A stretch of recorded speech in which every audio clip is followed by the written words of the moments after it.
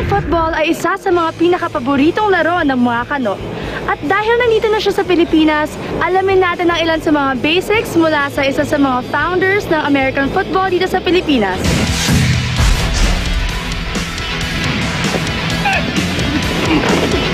100 by 50 yards lang ang laki ng football field sa Pilipinas. Ano-ano ba yung mga parts ng isang American football field? Like for every 10 yards, meron tayong mga linya, white lines. So ang tawag doon is yard lines. So meron rin tayong tinatawag na mga hash marks. Ito naman yung mga every 1 yard, may linya rin to. Mahalaga ang mga linyang to para sa point system ng laro. Sa dulo ng football field is what we call the end zone or yun yung touchdown area. Na kung ma-reach yun ng offense, score na yun. It's like a goal. It's like a goal in soccer. Sa magkabilang dulo naman ng field ang tinatawag na goal posts. Doon sisipain yung bola para magkaroon ng extra point or 3 points. Ang mga manlalaro. Binubuo ng dalawang team ang isang football game, ang offense at ang defense team. Ang bawat team mayroong minimum of 25 players at maximum of 40 players. Bawat team may 11 starting players. Dito sa Pilipinas, pinapayagang maglaro ang 4 na foreigner. Sa offense team mayroong isang quarterback o ang tagahagis ng bola. May wide receiver, tight end, at running back na tagasalo ng bola mula sa quarterback. Nandiyan din ang center na siyang nag-aabot ng bola sa quarterback sa simula ng bawat huddle. At ang left and right guard, left and right tackle na taga-protekta naman ng quarterback para masigurong maihagis ito ang bola sa mga receiver. Sa defense team naman mayroong nose tackle na nasa defensive line o D-line. Left and right defensive tackles para salubungin ang opensa. Ang mga linebacker na pangsuporta sa nose tackle. Kasama rin ang safety na tumatayong last line of defense para hindi maka-goal ang kalaban. At ang cornerback na tagabantay naman ng wide receiver ng kabilang team. Ang paglalaro ng American football. Bago mag-umpisa ang laro, meron tayong coin toss. Gumagawa noon yung referee. Okay. So ang mangyayari, yung home team, siya magko-call ng heads or tails, di ba? Sa ere. Halimbawa nito ay kung sinabi ng home team na heads sila at heads nga ang lumabas. Nasa kanila ang desisyon ngayon kung sila ang maging opensa o depensa.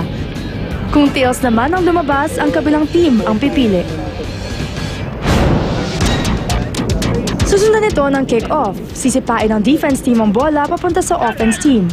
Kapag nasalo na ito ng offense team, kailangan dalhin nila ito sa end zone ng kalaban para maka-touchdown o score sila.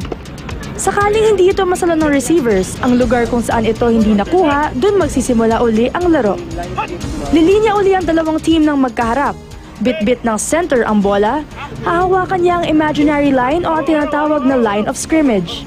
Hindi pwedeng lumagpas ang kahit sinong player sa line of scrimmage hanggat hindi pa naipapasa ng center ang bola sa quarterback. Ang konsepto ng larong nito ay makalampas ang ball carrier ng 10 yards within 4 downs hanggat makaabot siya sa end zone. Samantala, ang first objective ng defense team ay makuha ang bola o mapigilan ang ball carrier sa pag-abante hanggat makakuha sila ng first down. Ang second objective naman, kapag inihagis na ng quarterback ang bola, kailangan nilang intercept ang bola o kailangan nilang i-tackle ang weapons ng offense team. Kapag nagawa ito ng defense team, magkakaroon ng turnover. Ang defense team naman ang magiging offense. At yung offense team kanina, magiging defense naman. Magpapalit sila ng mga players. Sa turnover, totally different players ang maglalaro. Lumalabas na sa isang team ay may designated players na pang-offense lang at pang-defense lang. Mayroong 4 na quarters sa isang laro. 15 minutes kada isang quarter at mayroong ding 15-minute halftime break. Ang mga teams ay may 3 timeouts per halftime. Sistema ng pagpuntos. Pag naabot ang end zone, touchdown ang tawag dito. 6 points ang katumbas nito. Pagkatapos ng touchdown, may 2 extra points na pwedeng pagpilian ng offense team. Una, 1 point ang free kick kung saan sisipain ng offense player ang bola papunta sa goal ng kalaban. Pangalawa, 2 points susubukan ulit ng offense team na gumawa ng touchdown. Touchdown! Pwede rin naman magkaroon ng isa pang 2 points. Ito ay nakukuha kapag ang offense team ay nataklo sa loob ng sariling end zone. So meron tayong tinatawag na field goal attempt. Ang field goal attempt is worth 3 points. Ginagawa ito kapag nasa 4th down na yung offense. Meron siyang option to either turn the ball over through a punt or a field goal point.